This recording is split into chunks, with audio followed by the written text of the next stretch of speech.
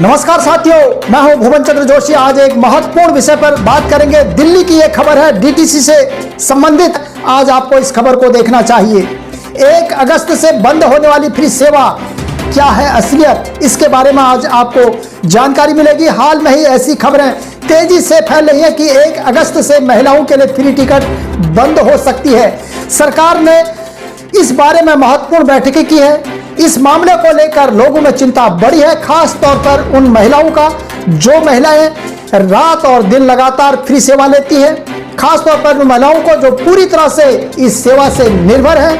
ज्यादातर महिलाओं में यह सेवा राज्य सरकारों द्वारा शुरू की गई थी, जिसमें दिल्ली, उत्तर प्रदेश, राजस्थान और मध्य प्रदेश जैसे राज्यों में ये सेवाएं कहीं कहीं पर शामिल है। सरकार ने साफ किया है कि अगर कोई बदलाव किया जाता है तो उसका मकसद सिर्फ बजट और फंडिंग को लेकर है, ताकि अन्य जरूरी योजनाओं के लिए भी पैसे का सही से उपयोग हो। सरकार यह भी सोच रही है कि कुछ विशेष श्रेणी की महिलाओं को ही फ्री सेवा दी जाए, जैसे गरीब परिवार, छात्राएं या फिर अकेली महिलाएं। इसे लेकर अधिकारियों ने अपने सुझाव भी दिए कि जो महिलाएं आर्थिक रूप से कमजोर हैं, उन्हें इस योजना का ज्यादा से ज्यादा लाभ मिले। कुछ राज्यों में महिलाओं यात्रियों के लिए पिंक टिकट या प्रधानमंत्री सम्मान योजना के तहत अलग अलग पत्र भी जारी किए हैं, जिसमें उनको आसानी से सुविधा मिलती थी। जिन राज्यों में सुविधा लागू नहीं थी, वहां परिवहन विभाग की तरफ से बाकायदा निगरानी भी की जाती थी कि कोई भी पुरुष इस योजना का गलत फायदा तो नहीं उठा रहा। और दिल्ली सरकार ने सबसे पहले सेवा शुरू की थी।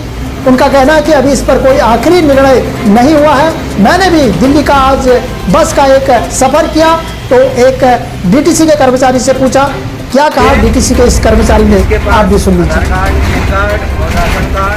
और जो यहाँ से 30 साल से ऊपर रह रहा है, महिलाएं अपने पहचान पत्र या स्कीम के अनुसार जारी कार्ड दिखाकर बस में फ्री सेवा कर सकती है। सरकार ने इस योजनाओं के तहत महिलाओं को सरकारी बसों में मुफ्त यात्रा की सुविधा दी थी।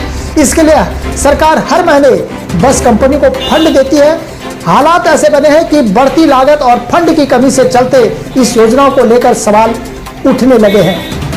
कई रिपोर्ट्स में कहा गया है कि 1 अगस्त से फ्री सेवा बंद हो जाएगी, और हालांकि पूरी तरह से योजना बंद करना या उस पर कोई बदलाव करना, इस पर सरकार का अंतिम फैसला होगा। लेकिन सरकार से जुड़े कई अधिकारी आर्थिक स्थिति का हवाला देकर इसमें बदलाव के संकेत दे रहे हैं। राज्य सरकारों पर इस विषय पर अपने अपने स्तर पर विचार कर रही है। दिल्ली सरकार इसमें सबसे पहले सेवा शुरू की थी, और हाल में ही ऐसी खबरें तेजी से फैली है कि 1 अगस्त से महिलाओं के लिए फ्री टिकट सेवा बंद हो सकती है। और ये बहुत बड़ी खबर है। लेकिन किन किन महिलाओं के लिए 1 अगस्त के बाद ये सेवाएं फिर से बहाल होंगी? जो दिल्ली की निवासी है, ध्यान से सुनिए, जो दिल्ली की महिलाएं हैं, जो दिल्ली की प्रवासी है, यानी कि दिल्ली के अंदर जिनका अपना घर है, जिनके पास सरकारी डॉक्यूमेंट्स हैं, यानी कि आपके पास आधार कार्ड होना चाहिए, पैन कार्ड होना चाहिए, आपके पास वोटर आईडी कार्ड होना चाहिए, आपके पास राशन कार्ड होना चाहिए। ये जो सरकारी डॉक्यूमेंट्स हैं आपके पास होने चाहिए। अगर आपके पास नहीं है तो आपको बस की सुविधा नहीं मिलेगी। इसी आधार पर आपको एक स्मार्ट कार्ड मिलेगा, जिसका उपयोग मेट्रो में भी कर पाएंगे, उसको रिचार्ज कर, और बस में आप फ्री उसका उपयोग कर पाएंगे। अगर आप दिल्ली एनसीआर से बाहर के, यानी कि आप गाजियाबाद से हैं, उत्तर प्रदेश से हैं, आप गुड़गांव से हैं, हरियाणा से हैं, पंजाब से हैं, राजस्थान से हैं, उत्तर प्रदेश से हैं, उत्तराखंड से हैं, और हिमाचल से हैं, जम्मू से हैं, और आप महाराष्ट्र से हैं, बिहार से हैं, मध्य प्रदेश से हैं, जहां कहीं राज्यों से आप हैं, तो आपके पास दिल्ली का ये सरकारी जो दस्तावेज है आपके पास नहीं है, तो आपको ये सुविधा नहीं मिलेगी। ये साफ साफ कहना है सरकार का। लेकिन संकेत मिल गए हैं। जिस तरह से सरकारी कर्मचारी, आज मैंने उनसे पूछा और वो कह रहे थे कि 1 अगस्त से ये सेवाएं बंद होने जा रही हैं, तो उन्होंने क्या कहा आप भी देख लीजिए।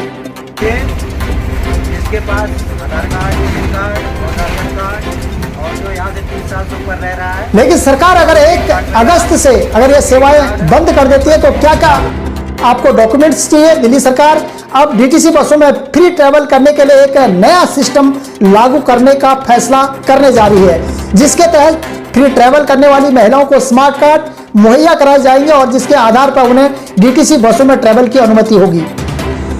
और जो दूसरा है, दिल्ली सरकार की ओर से एक साफ कर दिया गया है कि यह सुविधा सिर्फ दिल्ली की महिलाओं के लिए होगी। जो भी महिला दिल्ली की डीटीसी बस में फ्री ट्रैवल कर रही हैं वो दिल्ली की रहने वाली होनी चाहिए।